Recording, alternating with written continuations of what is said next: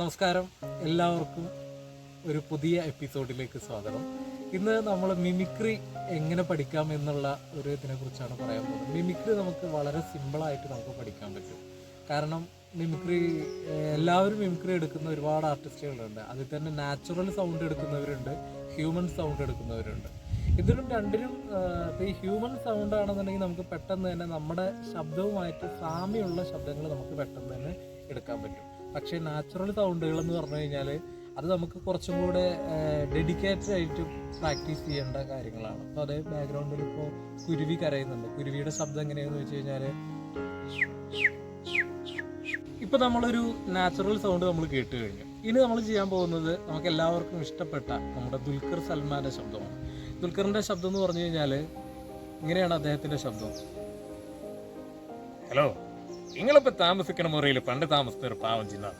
നമ്മളൊന്ന് ബേജാറാവില്ലെന്ന് നമ്മളൊന്ന് കളറാക്കാൻ വേണ്ടി പറഞ്ഞേ. ഞാനാ പണ്ട് അവിടെ താമസം. ഇപ്പൊ ശരിക്കും എവിടെയെന്ന് ചോദിച്ചാൽ എനിക്കെന്നെ പ്രശ്നം ഈ കാലം എന്നെ കൊണ്ട് ഇങ്ങനെ. ഇപ്പൊ നമ്മൾ ദുൽഖറിന്റെ ശബ്ദം നമ്മൾ കേട്ട് കഴിഞ്ഞു. ഇത് നമ്മൾ ദുൽഖറിന്റെ ശബ്ദവുമായിട്ട് സാമ്യമുള്ള മലയാളത്തിന്റെ എല്ലാവർക്കും ഇഷ്ടപ്പെട്ട ഒരു താരമാണ് നമ്മുടെ പൃഥ്വിരാജ്.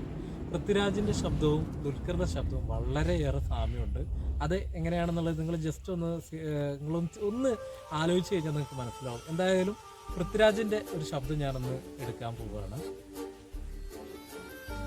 ഇടയപ്പുഴയുടെ കര പിടിച്ച് നടന്ന അറബിക്കടക്ക അതിനെ എത്ര കടവത്ത് ഏത് തോണിക്കാരൻ കുത്തുനിർത്തിയാലും ഇരവഴിഞ്ഞിപ്പുഴ അറബിക്കടലിൽ എത്തുക തന്നെ ചെയ്യും.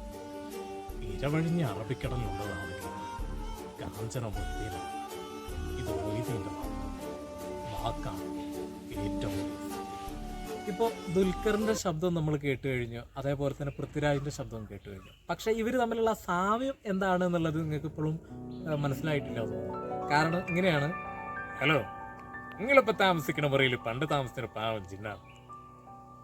എടി ചങ്ങനാശ്ശേരിക്കാരൻ മത്തായിച്ചന്റെ മോള് ചന്ദ്രകെ, ഈ എണ്ണതാടി വിചാരിച്ച് നീ അങ്ങ് ഗുഡ് ബൈ പറഞ്ഞ് പോയാൽ ഈ രമണൻ അങ്ങ് കെട്ടുതൂങ്ങിക്കിടന്ന് ആടുന്നു.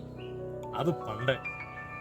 കാരണം വേറൊന്നുമല്ല, ഇതിൽ ബേസ് കൂട്ടിയിട്ടാണ് നമ്മുടെ പൃഥ്വിരാജിൻ്റെ ശബ്ദം. നമ്മൾ മിമിക്രിക്കാർക്ക് അത് പെട്ടെന്ന് മനസ്സിലാവും. പിന്നെ ഇത് പഠിക്കാൻ താല്പര്യമുള്ളവർക്ക് പെട്ടെന്ന് പഠിക്കാനും പറ്റും. അതാണ് ഞാൻ ചെയ്തു തന്നത്.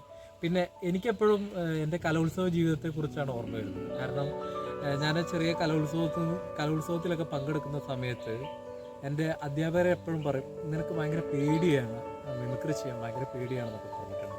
പക്ഷെ അന്ന് എൻ്റെ അടുത്ത് ഒരു പോലീസുകാരൻ എൻ്റെ അടുത്ത് വന്നിട്ട് പറഞ്ഞൊരു വാക്കുണ്ട്.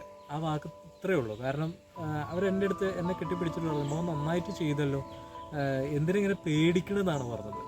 എന്നിട്ട് അയാൾ എൻ്റെ അടുത്ത് അയാളുടെ പേഴ്സിൽ നിന്ന് ഒരു ഫോട്ടോ എടുത്ത് കാണിച്ചു തന്നു. ആ ഫോട്ടോ എടുത്ത് കാണിച്ചു തന്നപ്പോൾ അതിൽ എഴുതിയിരിക്കുന്നത് ഇങ്ങനെയാണ്: സംസ്ഥാന യുവജനോത്സവത്തിൽ 1ാം സ്ഥാനമുള്ള ഒരു പോലീസുകാരനായിരുന്നു ആ പോലീസുകാരൻ.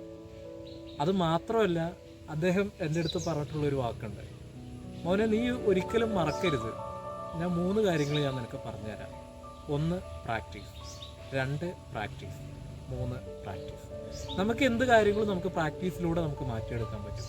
അപ്പോൾ അതാണ് എനിക്ക് തോന്നിയിട്ടുള്ളത്. അപ്പോൾ നമ്മൾ ഒരു കല അല്ലെങ്കിൽ എന്തിനും നമുക്ക് വേണ്ടത് ഏറ്റവും കൂടുതൽ ആഗ്രഹമാണ്. അത് നമ്മുടെ ഉള്ളിൽ നിന്ന് വരുന്ന ആഗ്രഹമാണ്. അപ്പോൾ എല്ലാവർക്കും ഈ എപ്പിസോഡ് ഇഷ്ടപ്പെട്ടു എന്ന് വിചാരിക്കുന്നു. എല്ലാവർക്കും നമസ്കാരം.